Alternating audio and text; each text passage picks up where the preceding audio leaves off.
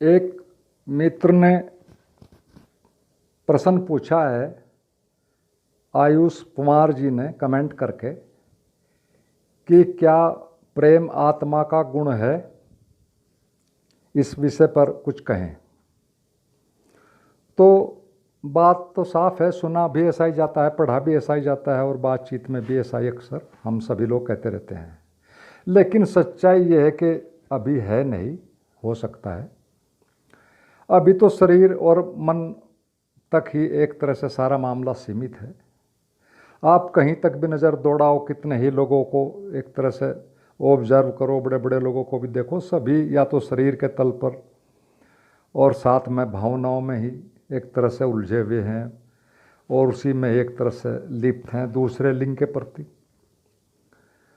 उसमें ही फंसे मिलेंगे। या फिर इससे आगे की अगर बात करें तो फिर मन के तल पर भी सभी लोग भावनाओं में, अलग अलग तरह की भावनाओं में, कल्पनाओं में और एक तरह से सारी बातें प्रेम की ही एक तरह से शायरियों वगैरह में आदि में सब लोग फंसे मिलेंगे। और गुरु के प्रति भी और भगवान के प्रति भी अक्सर ऐसा ही हो सकता है, यह भी अक्सर मिलता है, ये मिल जाएगा।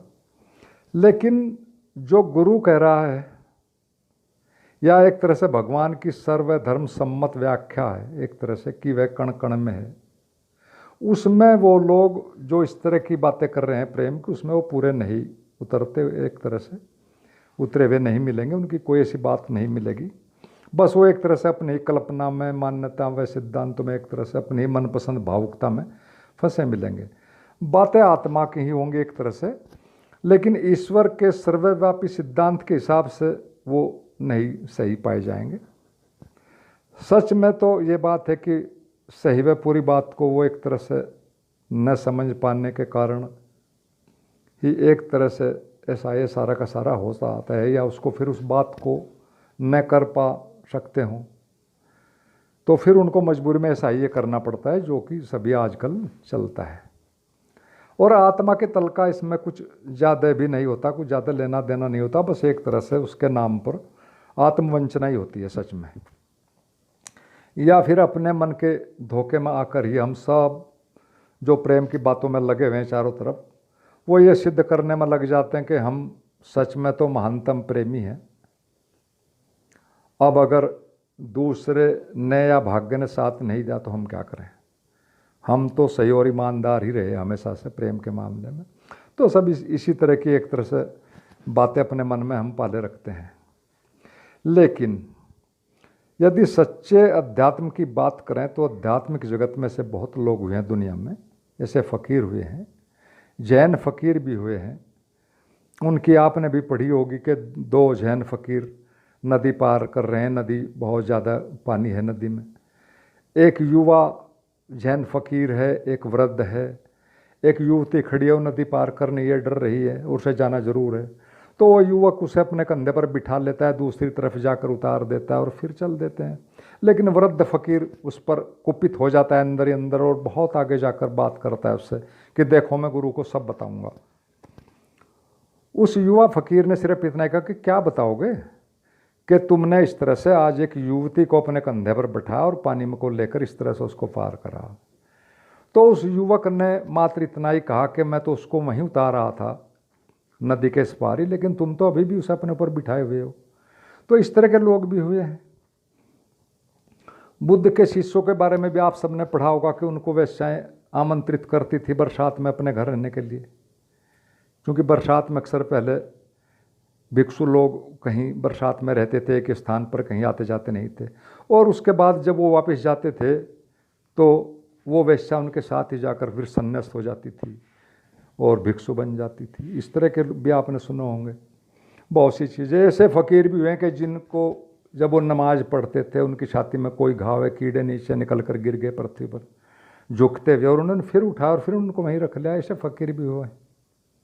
बुद्ध पर लोगों ने थूक दिया, लेकिन कभी उन्होंने कुछ भी जरा भी कोई ऐसी बात नहीं की जो क्रोध की हो, बस सिर्फ इतना ही कहा मुंह साफ करके कि अब और बताओ तुम्हें क्या करना है। कबीर को आपने सबने सुना कि जीवन भर लोग उन्हें परेशान करते ले, लेकिन कभी उनके प्रेम में कोई जरा भी एक तरह से कोई दखल नहीं दे सका।